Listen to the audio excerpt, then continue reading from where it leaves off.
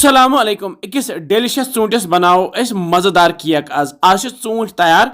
तो अत अकिस चूंटिस त्रे चीज बे सहित बनाओ अस ये मजेदार केक वमे तुह तीव यह केक पसंद पक्यू करो जल्दी जल्दी शुरू मे नो यह डेलिशियस चूंट आसान मुदुर तो यह थो छलित छुकित मे नो मुजक रोड तो ये मुजक रेंडिस पे गश बह यह देल हेत सत चूंटियन किस्म वर चीज बनावान अत जाम बनावान अत मरब बनावान अत बनाओ आज केक ते चूंट वन गशित तैयार यथ त्रो बाकी चीज वन बह त्रा ये खंड चमचे यथ खंड ये ऑप्शनल तो ये फुट्रा बह ठूल ये कवल मज यह फिर बह अथ मजी बे त्रा 8 चमचे 2-3 तो बे त्रा बह यह बेकिंग पाउडर तो बेकिंग सोडा यथ अड़ुक ओड चमचे दोनवे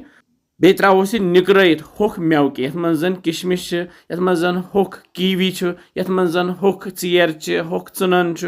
ओड प्यूंता त्रत रलावन यह असल पे ये कोर मे यह कनक ओट इस्तेमाल अगर तुम मोदोड़ कर तुम हेकू सह इस्तेमाल कर मगर वारिया कम अगर नहीं तुम ठूल खेवान तुम हेकू ये जाम दोद इस्तेमाल कर ठूल बदल असल पे रलित कर केक वम बनावन तो अमे बापत न्यू मे यह केक मोल्ड यह मे बाजार ओनमुत यह केकुक मोल्ड तो गोथ मत बह तल थन अगर तुम घर बटर पेपर तुम हेकू सह तल टित थत बटर पेपर उस मे कहें आज तो ये मुत मे थन प्यूत सरसी तो अमे पत फिर यह केक मिक्सचर ये मज तो अथ मज रलित फैलाव यह चमचे सती तो दिमहस दब दब ती युथ यह प्लेन बन तो अमे पत सजावन बे ड्राई फ्रूटो सो अमे बापत मे नुमुत बे किशमिश हछ चेर होख कीवी होख चुनन तो नुक नुक कर सजो मे यह अमे सत तो वन खास काम यह तैयार कर तो अमे बापत थो मे गैसस पे यह तव ताय मज थो मे यह स्टैंड तो स्टैंडस पे थव बह यह